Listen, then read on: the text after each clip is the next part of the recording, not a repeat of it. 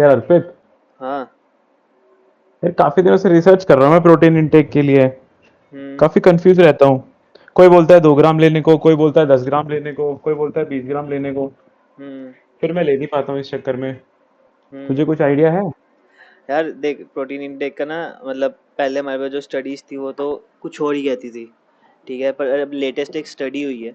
उसमें ये है कि जैसे तू यहाँ पे हम ग्राफ ड्रॉ करें, तो आइडियली हमें 0.8 ग्राम से 2 ग्राम पर केजी हमारे वेट लेना चाहिए। ठीक है, पर ये हमारे मसल वेट के इक्वल होता है। अगर किसी के अंदर 25 या 30% बॉडी फैट है तो उसका वेट ऑब्वियसली 90 है। तो इसका मतलब ये नहीं है कि उसे 90 का डबल लेना है या 90 × 0.8 लेना है। पर हम इसको आइडियल स्टेट मान लेते हैं कि वो इसके क्लोज ले सकता है। अब कहीं लोगों मतलब अभी रिसेंट जो स्टडीज़ हुई है ना, उसमें ऐसे था कि उन लोगों ने ये हमारी मसल ग्रोथ है इस साइड, हमारे वाई एक्सिस में, और एक्स एक्सिस में हमारी प्रोटीन इनटेक है। तो उन्होंने 0.8 से लेके 2.5 ग्राम तक सब बंदों को दिया, जिसमें हमारे पास 1 ग्राम भी था, 1.2 ग्राम भी था, और कलर चेंज कर लेते हैं, 1.6 ग्राम भी था, और 2 ग्राम तक था उसमें। ठीक है, तो जो स्टडीज़ में पाया गया ना वो ये था कि 2 ग्राम से जब आप ज़्यादा जाते हो ना प्रोटीन इनटेक में, वो हमें कोई ज़्यादा लाभ नहीं देता हमारे मसल ग्रोथ के लिए। बट हमारे पास कई केसेस ऐसे भी थे जिनके 2 ग्राम पे मसल ग्रोथ इस लेवल पे थे, कईयों के सिर्फ 1 ग्राम पे मसल ग्रोथ इस लेवल पे थे। ऐसे ही हमारे पास अलग अलग केसेस है क्योंकि काफ़ी मल्टीपल स्टडीज़ थी। पर 1.6 ग्राम से आगे वाले बंदों की क्वांटिटी कम थी। मतलब जनरली 1.6 से ज़्यादा जा रहे हैं तो हमें इतना ज़्यादा गैप देखने को नहीं मिल रहा।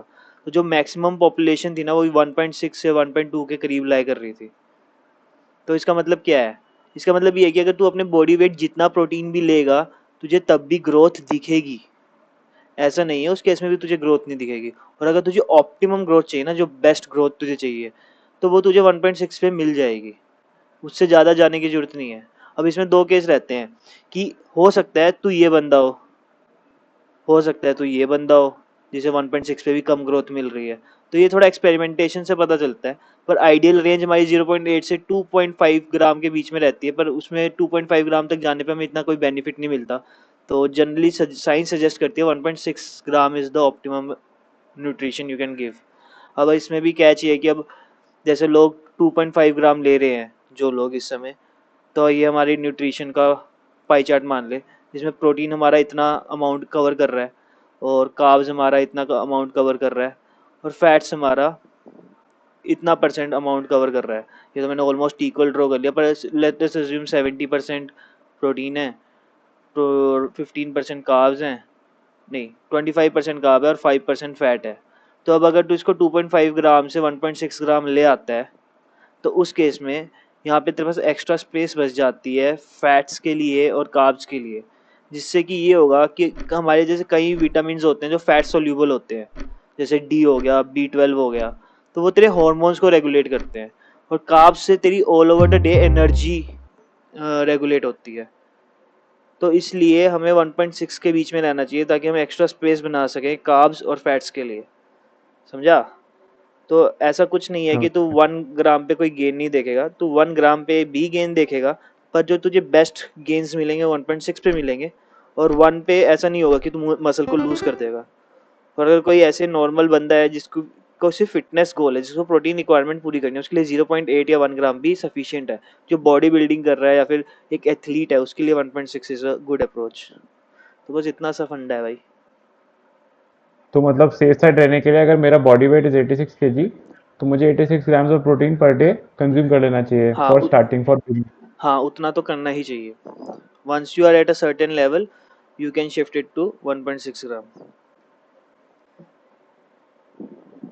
Yes bro, you got the ठीक है। point. नाइस। तो एट द एंड अगर आप 2.5 ग्राम प्रोटीन कंज्यूम कर रहे हो और आप उससे डिक्लाइन करके 1.6 ग्राम पे आते हो, आपके पास एक्स्ट्रा स्पेस बचती है फैट्स और कार्ब्स को कंज्यूम करने के लिए।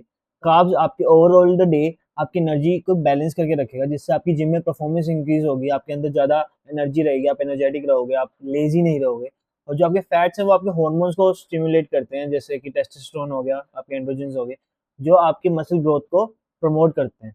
तो अगर आप सिर्फ प्रोटीन इंटेक करते रहोगे तो आप ये दो पार्ट को स्किप कर जाओगे। तो आपको एट द एंड इतना अच्छा ग्रोथ देखने को नहीं मिलेगा। और अगर आप एक प्रोटीन को ऑप्टिमम अमाउंट, मतलब जो साइंस कहता है 1.6 ग्राम, अगर आप वहाँ पे फिक्स करते हो, उसके बाद अपने फैट्स को बढ़ाते हो और कार्ब्स को बढ़ाते हो, आप ओवरऑल डाइट दे रहे हो अपने आप को, तो सारे मैक्रोस इंपॉर्टेंट है, आपके सिर्फ प्रोटीन इंपॉर्टेंट नहीं है। फर्स्ट थिंग आपको वर्कआउट तो करना ही पड़ेगा, आपको कैलोरी डेफिशिएंट या सरप्लस लेना पड़ेगा।